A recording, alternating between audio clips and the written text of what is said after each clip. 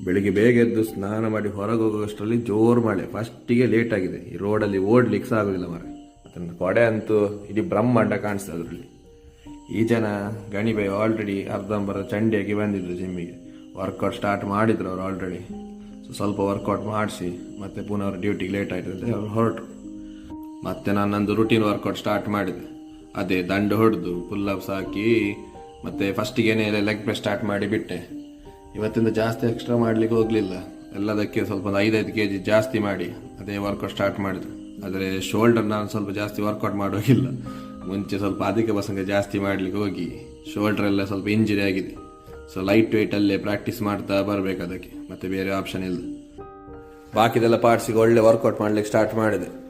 ಜಿಗ್ಗ pump ಆಗ್ಲಿಕ್ಕೆ start ಆಯ್ತು. So biceps ಟ್ರೈಸೆಪ್ಸ್ಗೆಲ್ಲ ಸ್ವಲ್ಪ 2 ಎಕ್ಸ್ಟ್ರಾ ವರ್ಕೌಟ್ ಮಾಡಿ ಸೀದಾ ಮಿರರ್ ಮುಂದೆ ಬಂದೆ. ಶರ್ಟ್ ತೆಗಿ ಟ್ರೈ ಮಾಡ್ತೀನಿ. ಆರ್ಮ್ಸ್ ಒಳ್ಳೆ ಪಂಪ್ ಆಗಿತ್ತು. ಮಿರರ್ ಮುಂದೆ 1-2 ಪೋಸ್ ಕೊಟ್ಟದ್ದು ಸೀದಾ ಮನೆಗೆ ಓಡಿ ಬಂದದ್ದು ಪುನಃ.